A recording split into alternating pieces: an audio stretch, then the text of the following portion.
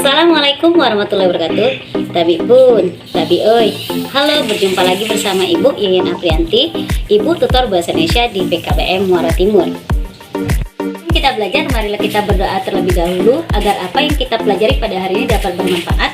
Berdoa mulai. Doa selesai. Untuk pelajaran Bahasa Indonesia pada hari ini yaitu tentang teks anekdot. Materi yang kita pelajari pada hari ini yaitu yang pertama pengertian teks anekdot, yang kedua tujuan teks anekdot, yang ketiga ciri-ciri teks anekdot, yang keempat struktur teks anekdot, dan terakhir yang kelima yaitu kaidah kebahasaan teks anekdot. Pengertian dari teks anekdot adalah teks yang berisi cerita lucu yang menggelitik yang bertujuan untuk memberikan suatu pelajaran tertentu. Kisahnya biasanya melibatkan tokoh tertentu yang bersifat faktual ataupun tentang orang yang terkenal. Apa sih perbedaan dari teks anekdot dan humor?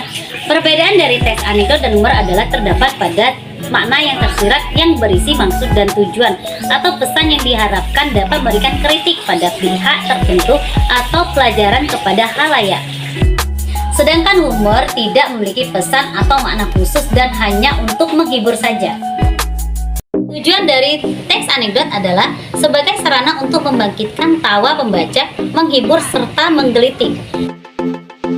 Selanjutnya Ibu akan menjelaskan tentang ciri-ciri teks anekdot. Yang pertama merupakan cerita atau narasi singkat yang di dalamnya terdapat tokoh, alur, dan latar.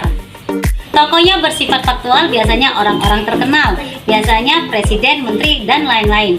Yang kedua, alur berupa rangkaian peristiwa baik yang benar-benar terjadi atau sudah mendapat polesan maupun tambahan-tambahan dari pembuat anekdot itu sendiri.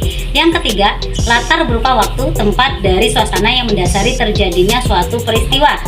Untuk latar diharapkan bersifat faktual, artinya benar-benar terjadi dalam kenyataan yang sesungguhnya. Selanjutnya yang kedua ciri-cirinya yaitu berbentuk lelucon atau mengandung kritik yang menjadi bahan pelajaran bagi khalayak. Selanjutnya Ibu akan menjelaskan tentang struktur teks anekdot. Adapun struktur dalam teks anekdot adalah yang pertama abstraksi. Abstraksi merupakan pendahuluan yang menyatakan latar belakang atau gambaran umum tentang isi teks anekdot. Selanjutnya untuk struktur yang kedua adalah orientasi. Orientasi merupakan bagian cerita yang mengarah pada terjadinya suatu krisis, konflik, atau peristiwa utama. Bagian inilah yang menjadi penyebab timbulnya krisis. Struktur yang ketiga adalah krisis atau komplikasi. Krisis atau komplikasi merupakan bagian dari inti peristiwa suatu teks anekdot. Pada bagian inilah adanya kekonyolan yang menggelitik dan juga mengundang tawa.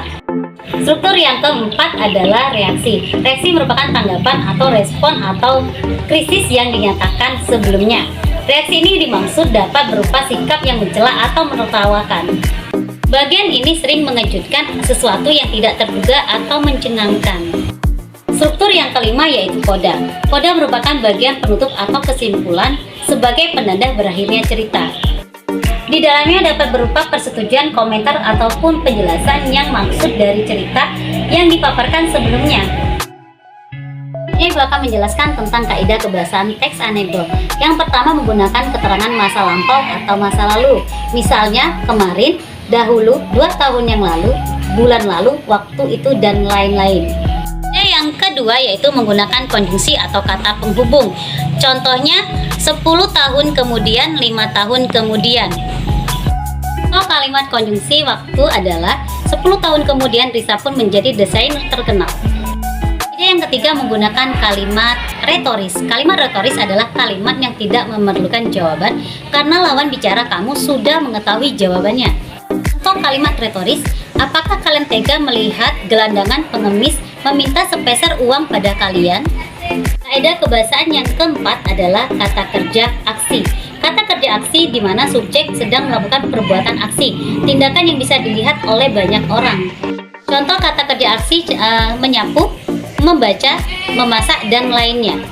Kebahasaan yang kelima yaitu kalimat perintah. Kalimat perintah adalah kalimat berisi perintah kepada lawan bicara untuk melakukan apa yang kita perintahkan. Kalimat perintah biasanya menggunakan partikel la, kan, dan i.